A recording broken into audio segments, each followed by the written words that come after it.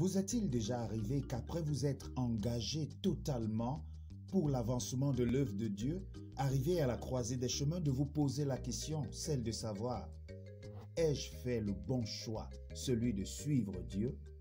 Envolée spirituelle.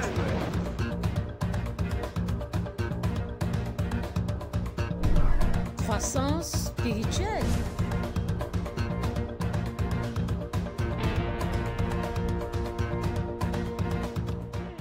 Shalom et bienvenue ce matin alors que nous prenons cette nouvelle envolée spirituelle. Il était un homme aimé de Jésus-Christ. C'était un prophète comme il n'y en avait jamais eu. C'est celui qui a annoncé la venue de Jésus. Il était dévoué. Il était le cousin de Jésus-Christ. Je parle ici de Jean-Baptiste.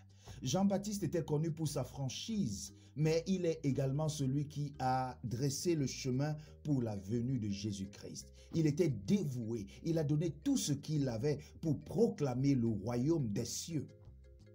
Il a même eu la grâce d'être celui qui a baptisé Jésus-Christ. Cependant, alors que Jésus prenait son ministère, Jean-Baptiste s'est retrouvé dans une situation pas très bonne du tout. Il a été emprisonné et sa vie était menacée. À ce niveau de sa vie, Jean-Baptiste, qui hier encore travaillait pour le Seigneur avec une foi inébranlable, à ce niveau de sa vie, Jean-Baptiste a douté. Nous pouvons le lire dans le livre de Luc chapitre 7, le verset 20, il est écrit. Arrivés auprès de Jésus, ils dirent, Jean-Baptiste nous a envoyés vers toi pour dire, es-tu celui qui doit venir ou devons-nous en attendre un autre? Vous pourrez me dire à la lecture de la parole de Dieu que c'est pathétique. Comment un homme si grand, comment un prophète respecté est arrivé à tomber si bas juste pour sauver sa vie? Je vous dirais, n'allez pas trop vite en besogne. Parce que quoi qu'il en soit, nous sommes des êtres humains. Et à y voir un peu plus clair, tous autant que nous sommes passés par des situations difficiles dans notre vie. Oui, vous avez eu des moments de faiblesse. Oui, vous avez eu des moments où vous avez paniqué.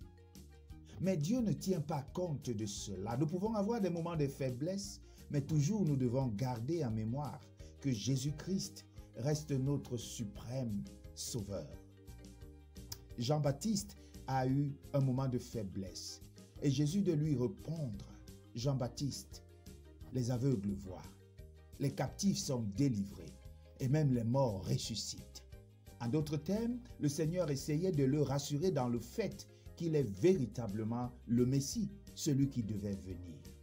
Je ne sais dans quelle situation tu te trouves aujourd'hui. Peut-être que après avoir donné beaucoup d'énergie dans le service du Seigneur, tu arrives à un point où tu es saturé. Tu arrives à la croisée des chemins où tu commences à te poser la question, valait-il la peine de le faire? Je voudrais te donner la même réponse que le Seigneur a donnée à Jean-Baptiste. Les aveugles voient, les sourds entendent, les muets peuvent parler, les captifs sont libérés. En d'autres termes, tous les efforts que nous mettons pour l'avancement de l'œuvre de Dieu ne sont jamais vains. Alors ne vous découragez pas si vous passez par des moments difficiles. Ne vous découragez pas si les choses ne semblent pas aller. Vous êtes en train de s'aimer la bonne graine qui portera les fruits. Si vous êtes d'accord avec moi, alors faisons cette prière. Notre Dieu, notre Père, nous te supplions parce que bien des fois nous avons douté de toi. Mais nous te prions dans ta grâce de nous redonner la force, de nous relever, de donner de l'eau afin que nous puissions boire à notre soif et prendre des énergies pour continuer cette marche avec toi et pour ta gloire. Au nom de Jésus-Christ, nous avons prié. Amen. Que le Seigneur vous bénisse alors que vous marchez tous les jours avec lui. Shalom. Envolée spirituelle.